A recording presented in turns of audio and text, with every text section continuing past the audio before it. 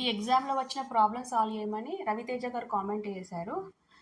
నేను మొన్నట్టుండే వీడియోలు పెడుతున్నా కాబట్టి మీరు ఇట్లా కామెంట్ చేస్తుంటే నాకు మస్తు ఖుషి అవుతుంది. ఇప్పుడు మనం దీని సంగతి చూద్దాం.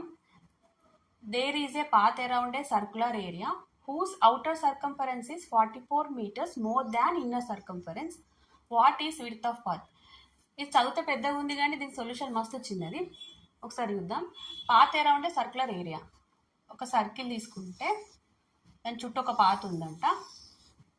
ఈ సర్కిల్ రేడియస్ ఏమనుకుందాం, స్మాల్ ఆర్ అనుకుందాం. ఈ సర్కిల్ అవుటర్ సర్కిల్ యొక్క రేడియస్ ఏమనుకుందాం, క్యాపిటల్ ఆర్ అనుకుందాం. ఇక్కడ ఏమంటున్నారు, what is width of the path? విడ్త్ని అనుకోమంటున్నారు. పాత్ యొక్క విడ్త్ అంటే ఏంటిది, ఇదే కదా. ఇది ఎట్లా వస్తుంది?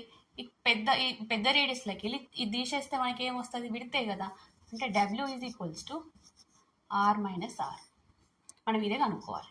మరి ఇది కనుక్కోవడానికి ఏమైనా ఇచ్చిరో చూద్దాం. Outer circumference is 44 meters more than inner circumference. అంటే సర్కంఫరెన్స్ల గురించి ఏమో చెప్తుర్రు. ఏమంటుండు, ఇప్పుడు మనం inner circumference C small are అనుకుందాం. దీని యొక్క సర్కంఫరెన్స్ సి స్మాల్ ఆర్ అనుకుందాం. అవుటర్ సర్కంఫరెన్స్ ఏమవుతుంది, C capital are equal to, ఎందుకంటే దీని రేడియస్ క్యాపిటల్ ఆర్ కాబట్టి సిఆర్ ప్లస్ 44. ఇది క్వశ్చన్లు ఇచ్చారు. ఇక్కడ దీని ఫార్ములా తెలుసు కదా మనకి. సర్కంఫరెన్స్ ఆఫ్ సర్కిల్ ఏమవుతుంది, 2πr. అంటే ఏంటిది, 2π capital are equal to 2π small r. Small r ఎందుకు, దీని రేడియస్ స్మాల్ ఆర్ కాబట్టి ప్లస్ 44. మనకి ఆరు వస్తే విడ్త్ వస్తుంది, కానీ అవసరమా? ఆర్ మైనస్ ఆర్ డైరెక్ట్ వస్తుంది కదా. ఇప్పుడు ఇది ఇటు వచ్చింది అనుకోరి, 2π r minus small r equal to 44. R minus ఆరే కదా మనకు కావాలి.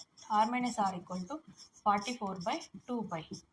44/2 ఇంటూ పై అంటే ఎంత, 22/7. 7 ఇట్ వస్తుంది.